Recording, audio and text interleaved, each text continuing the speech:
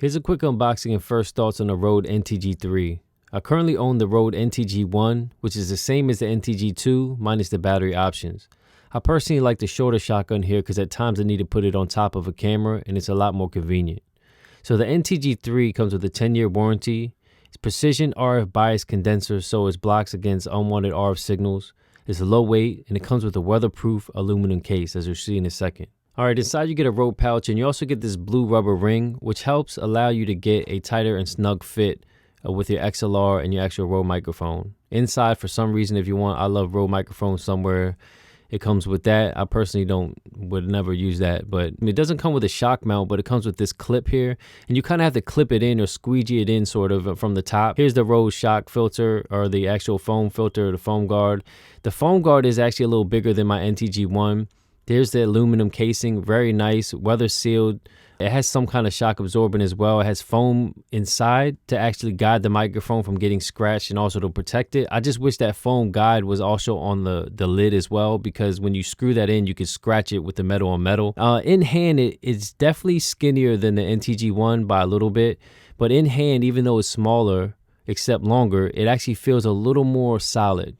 So it's apparently, I believe it's machined at a one solid piece of metal here. So I got the silver one. They also have a black one. Where I got mine from, they only had the silver one available. But I kind of like it because it can quickly allow me to know which microphone I'm using or grabbing, especially if you have more than one Rode NTG 1 or 2 type of microphone lying around. This part I want to talk about, if you already own something similar like an NTG 1 or NTG 2 or something in that price range, do you need to upgrade to something that costs $700 or $1,000 or even more? Best way to know if you need to upgrade is listen to some of the selling points on this particular microphone and see if it fills any gaps or needs that you have with your current setup. So it doesn't matter how expensive or not expensive your current microphone is. It could be a $50, it could be $100 or $200 or $30.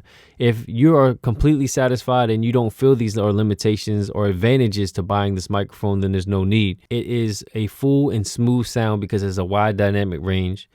Compared to something like the NTG1 or 2, the NTG1 and 2 does sound decent to me, but it's a lot more of a hollow sound, and it kind of, depending on the mic preamp that you use, it has more of a boomy sound at sometimes. So depending on the mic preamp you have, it can vary in the sound reproduction.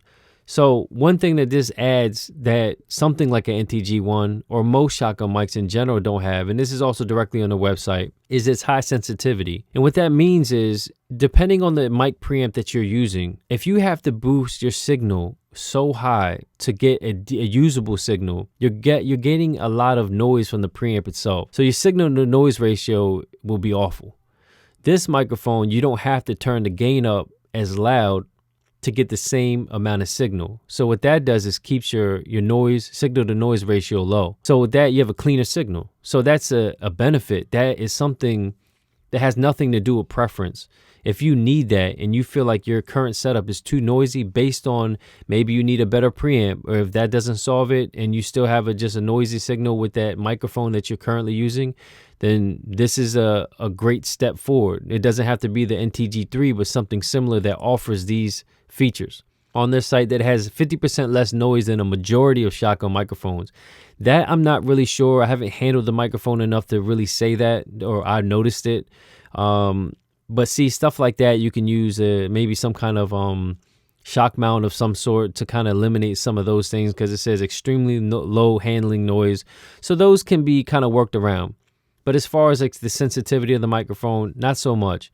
Designed to withstand adverse environmental conditions.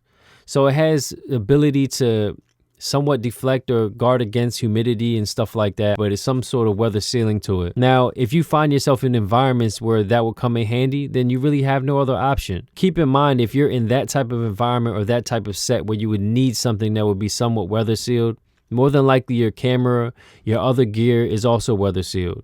Now, if it's very low budget and you don't even have a weather sealed any other thing like a preamp or your camera or lenses or anything, then having a weather sealed microphone probably makes no difference in your current setup. Has a great case with it. That's a great bonus selling point, but it's not a reason to buy the microphone. The other thing that I would think is a necessity, especially in my environment, especially doing a voiceover or anything that would well, I personally had this problem plenty of times, specifically doing voiceover work, not film and not like commercial type work, voiceover work. I have an AT&T phone, and for the life of me, when I'm recording something, if I had to do 10 takes of something, maybe half of those would have interference through radio frequency. Now, that doesn't mean it's 100%, but in general, things that usually cause my problems, I have not noticed it not one time. If you run across those issues and it is an issue for you, then this is the answer for that. Now, in hand, as far as build quality, the NTG3 is definitely built better than the NTG1. Is it like complete night and day? Not necessarily, but that doesn't affect functionality. They both come with 10-year extended warranties once you register the product, so I wouldn't worry about that. The biggest thing is some things are subjective, such as sound. Technically speaking, the NTG3 is superior in sound compared to something like an NTG1 or NTG2. But like I said, since it's subjective, if you want to just talk about actual advantages, if you listen to what I just said, if any of those key points that I said that are not subjective features, if they answer any of your problem areas, then yeah, you might want to think about upgrading. If they don't, then stick with what you have and don't worry about getting something better just because. So I'm just going to leave this with, I definitely recommend this microphone if you're in a place like mine. If you have some of the issues that I had, then you will really love this mic. And if you don't have these issues, then it might not matter so much. And you might be like the type of person who says these sound so similar that I don't even know why I bought the mic and it was a waste of money. And if this was helpful at all, please hit like and subscribe or visit www.howtoandreviews.com. Till next time.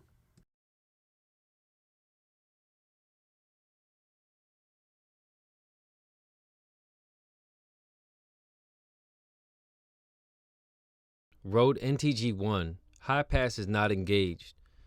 Rode NTG1, precision broadcast grade shotgun microphone. This is the Rode NTG3, precision broadcast grade shotgun microphone.